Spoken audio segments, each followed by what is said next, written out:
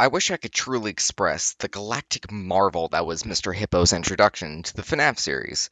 What started as a bland Passover and pizzeria simulator was followed up by the greatest characterization and thematic message to ever be born from the series in the 6th century. Ultimate Custom Night cemented his status as my all-time favorite in the franchise. But who is Mr. Hippo, you are asking? He's a bipedal purple hippo, obviously, with a flower button on his chest and a black top hat. Other than that, he has no notable traits. But that's just his base appearance. In Pizzeria Simulator, oh no, no, no, no. In UCN, his greatest feat showed up when it came to his death screens. Unlike the other characters in the game, he doesn't just jump scare you and leave you alone. He makes you sit through a long, long, drawn out monologue.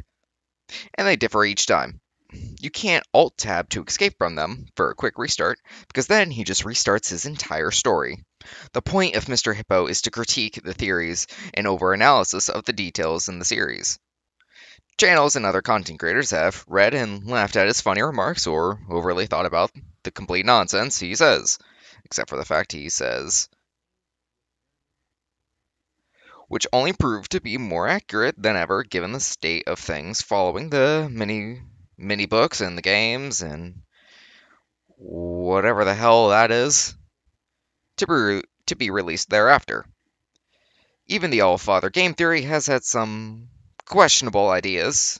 Others have also pointed out minute details to set up the foundations of some real wacky stuff. But why do I love Mr. Hippo? He's a joke character, obviously, making fun of the state of everything that is made up FNAF. But why do I love him so much? He's the antithesis of every English teacher's insistence that all details mean something. Let's dissect the power behind some of his more so nonsensical stories, shall we? The meta dialogue is the main point that I'm getting at here. But what is the meta dialogue that I'm referring to? That's what I'm about to tell you, so sit down, get some popcorn, and make fun of me in the comments. Or tell me, because I'm pretty sure I've overly thought this out. So let's begin. Well, it seems that your journey has ended. Very sorry about that. It was always going to end this way, of course. In terms of plot, Big Bad Purple Man is stuck fighting these waves of his victims, with only brief respite at 6 a.m., only for it to immediately descend into chaos of how difficult he'll never know. But in terms of us, the player, the game never ends until you get jump scared. You always will be, even if you reach the end. If it weren't by me, it would have just been by some other, terrible thing. Just, you could not imagine how terrible it would be. Just, I get scared thinking about it. I'm glad it's not me. It reminds me of a time I was speaking to my good friend Orville. We were sitting on a park bench watching the pigeons. I was on the left, he was on the... Oh, wait, was I on the right or left? Anyways, it doesn't matter. We were sitting on there watching the pigeons. Just such a banger. It doesn't matter the significance of what they were doing. It just is just that they were doing it. It's like trying to figure out the hidden meaning behind a John Wick action scene. There isn't one. It's just a cool idea, you know? And I said to Orville, "Friend, those birds are frozen." And he kind of looked at me like I'd lost my mind. But I reminded him that it was winter, and often birds will sit in a tree until they freeze. And then they sort of fall to the ground until the sun warms up and they can, move around again. So I said to Orville, "You might as well save those breadcrumbs until the birds thaw, because they can't very well enjoy them in the condition they're in." To which he asked what I meant, and asking what condition the crumbs should be in before he threw them to the birds, assuming that I meant the birds couldn't enjoy the breadcrumbs in the condition that the crumbs were in, when in fact I had meant the birds could not enjoy them in the condition that the birds were in, considering that the birds were frozen. I have this feeling that the breadcrumbs are the games, ideas, and plot points that Mr. Cawthon would throw at the fans, or the birds, which is followed up by the remark that they can't enjoy them in the condition they're in, which is responded by what condition should they be in, so that these frozen birds can enjoy them. But that's an over-analytical thought about the dialogue. It might mean this, or it might not, but that's just my personal feeling that there is some message that people just can't enjoy the ideas as they are in their current state. And seeing with security breach, then I can get behind that. So he took a moment and then threw his last handful onto the ground. I said to him, Orville, why did you throw the breadcrumbs to the birds when I just told you they're frozen? To which he responded, the breadcrumbs are not frozen. Again, misunderstanding my words. I didn't mean to say that the breadcrumbs were frozen when I said I told you they're frozen. I'd been referring to the birds. Okay, now this is just a bit that the fans often misunderstand what Mr. Cawthon was trying to say or convey to them. Plot-wise or theory-wise, the fans in Cawthon went back and forth for ages trying to decide what was the story, what was the overarching plot, each side misunderstanding the other's words, leading to the greatest cycle's beginning. In hindsight, what I should have said was, and this would make perfect sense, why did you throw the breadcrumbs to the birds when the birds are frozen? He misunderstood upon my correction, stating that he didn't know what else to do with the breadcrumbs, and that perhaps, when the birds thawed, they'd still be able to eat the crumbs. So I said to Orville, and this is what I said to him, I said, Orville, the birds may be dead. I just love this finishing line. Cawthon would correct something and then is immediately misconstrued. So, in typical fashion, he lays out the flat truth that the things they're debating over may just be something cool, something neat with no great importance. Gregory is just a child, not the reborn child of Purple Man. Security Breach was a mountain they didn't know how to tackle. They bit off more than they can chew and reused ideas because they made a cake and couldn't just get it right. Hopefully in the Ruin DLC they'll get the 5 nights part. I doubt it, but maybe the girl is just a girl, nothing more. Maybe read too much into everything. The birds may just be dead. My friend, you have met a terrible, terrible demise. But, I don't feel too bad about it. After all, if it weren't from me, it would have just been from someone else, I guess what I'm trying to say is life goes on. Well, for everyone else, life goes on, not for you. You're dead. But that's neither here nor there. It reminds me of one summer day in the park. I was having just a delightful picnic with my good friend Orville. And I said to him, Orville, I have a story. And he said to me, what's the significance of the story? And I said to him, Orville, not every story has to have significance, Sometimes, sometimes a story is just a story. If you try to read into every little thing and find meaning in everything anyone says, you'll just drive yourself crazy. I had a friend do it once. Wasn't pretty. We talked about it for years. And not only that, but you'll likely end up believing something you shouldn't believe and thinking something you shouldn't think, or assuming something you shouldn't assume, This is a direct nod to Cawthon creating the games and the response from the fans. We can all agree on that. Think about your everyday conversation. What's the hidden meaning of it all? What you said to your friend or loved one. What's the hidden significance of every word or how they said it? Like Mr. Hippo said, you'll end up believing something you shouldn't believe or thinking something you shouldn't think or assuming something you shouldn't assume, Sometimes, I said, a story is just a story. So just be quiet for 1 second of your life and eat your sandwich, okay? Of course, it was only then I realized I made sandwiches, and poor Orville was having such difficulty eating it. Elephants have those clumsy hands, Actually, I suppose that's the problem. They don't have hands at all, do they? They're all feet. I couldn't imagine someone asking me to eat a sandwich with my feet. You're fighting over a story which is about talking animatronics, ghosts possessing them, and elephants who eat sandwiches. This is goofy, not super serious, and yet some would disagree and fight me on that statement. What I'm getting at is that the fandom can go up in flames over anything silly, or literally nothing at all. Like, is Gregory a robot or a child? It's called They Didn't Think It Through.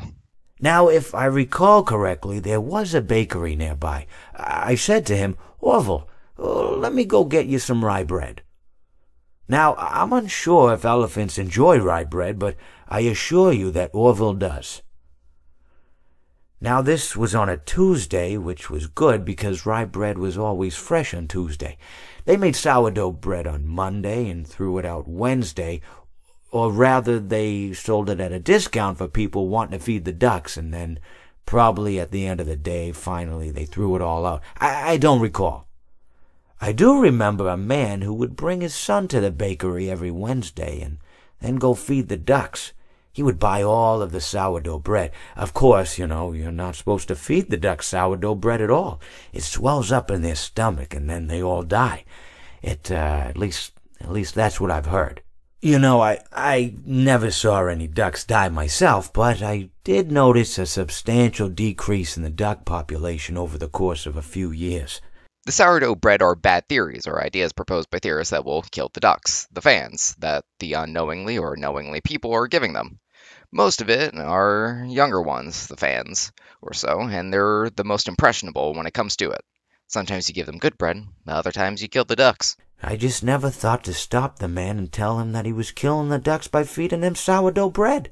And if you want my opinion on the matter, and I told Orville this as well, if you want to feed ducks, or birds, or any kind for that matter, it's best to buy seed. I mean, when you think about it, breads of any sort don't occur in nature.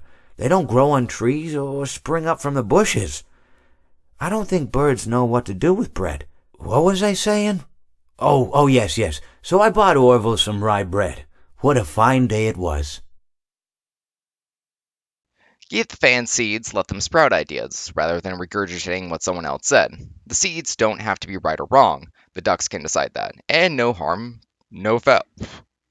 But feeding them whole-baked theories can be good or bad. But it also leaves room for no fun concepts. The games are supposed to be fun, so why don't we just make them that? It seems that you have met your end. What a pity. I don't feel too bad about it, though. After all, if it weren't me, it would have just been one of the others, I guess. I'm honestly just glad to be out of those air ducts.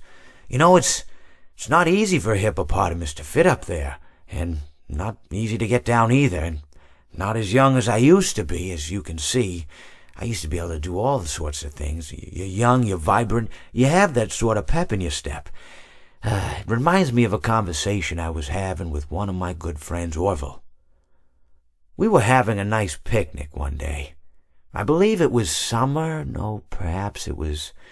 Was it the fall? Yes, it was the fall because the leaves had turned already. But I said to Orville, I says, Orville, I have a story to tell you. And Orville looked at me, kind of odd and said, what's it about? I said to him, not every story has to be about something, Orville. Sometimes a person just wants to talk. Why does everything have to be a story? I said to him. This is something I didn't think about until I heard it. Anytime you ask someone about a book, movie, or even a game, the immediate follow-up is, what is it about? Though we mostly just describe what happens, we are effectively telling them that there is a meat to it, that it's a revenge story, a tragedy, or a shining ray of hope, or it's about... like the good old days after 9/11! With a great moral turtle to it at the end. He just looked at me and he said, well, you said you had a story, and, he was quite right. I did, in fact. I told him I had a story. I suppose if a person just wants to talk, then it's best to not announce that you're telling a story. Telling a story does come with its own pressures and expectations, I suppose. Writing a book or telling a story in general has great expectations of it. People want to see more Tarantino in your film, or people want to see some of the greats in your work, or whoever is famous out there nowadays. They expect your writing to be able to match, and if not, be equal to those ones, even in your own style. If you write about Greek gods in the modern day, you'll probably be held up against Riordan or Gaiman or someone, depending on what you write about godliness. Even if they're not consciously thinking about it, they are unknowingly, to an extent, comparing it to something else. Everyone does it, even me. After all, if you're just talking to a friend, and there's no more expectations than if you were talking into the wind. Words by themselves aren't expected to carry aren't expected to stick.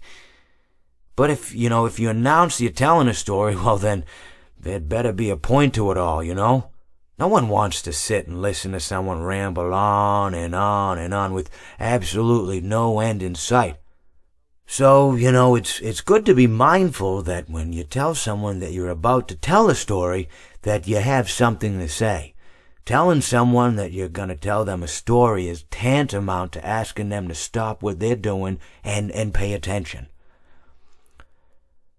You're basically saying, hey, buddy, stop everything. Stop what you're thinking. I have a solution to everything. And, well, I didn't really have any story to tell. In hindsight, I probably just misspoke when I said that I had a story. I think it would have just been better to tell Orville that I wanted to tell him something rather than tell him that I had a story. But even then, it might have put too much importance on the whole thing. Either way, it was quite a nice day. I remember that we were drinking tea. This whole blurb is just amazing. As a writer of books, I can completely understand this feeling. The weight of everything just having to have some meaning to a big moral, a message, when most of the time I just want it to be a spectacle, an idea rather than a tool to convey some philosophical statement. Because you're not trying to tell someone that you have the answer, but rather you have your view of the answer to everything. This is how one version can be. Sometimes we get so fixated on the details and what it's all going to amount to, when we just want to tell someone something simple. It seems that you have met a horrible demise, my friend. But, these things happen in life. Life goes on.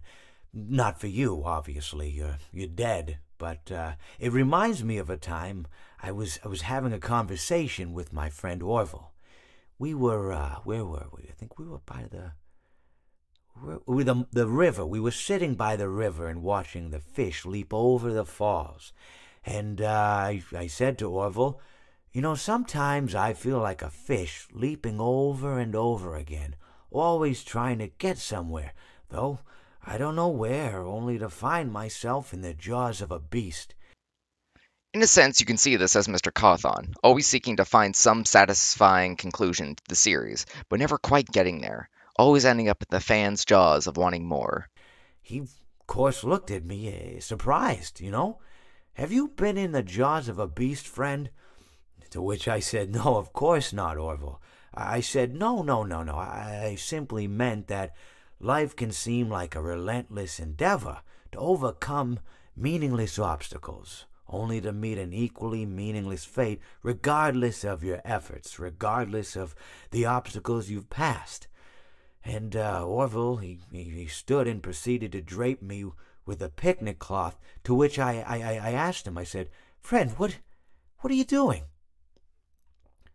He looked at me very concerned, really. I feel like you've gotten too much sun. Honestly, though things may just end up meaningless once you die, the whole point of living is to enjoy yourself, to do what you want to do and find some happiness in it.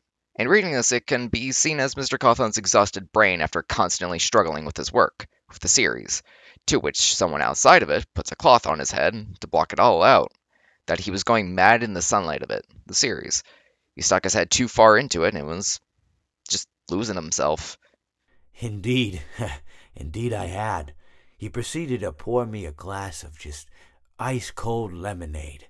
Ooh, you ever mix it with iced tea? You do like a little half lemonade, half... Ooh, it's so... You should try it some... Well, you can't because you're dead. But anyways, so you may be asking yourself, how did I go from sitting by the falls and drinking lemonade to being wedged in the air duct? Not only with Orville, but with an entire assortment of fruity-colored friends.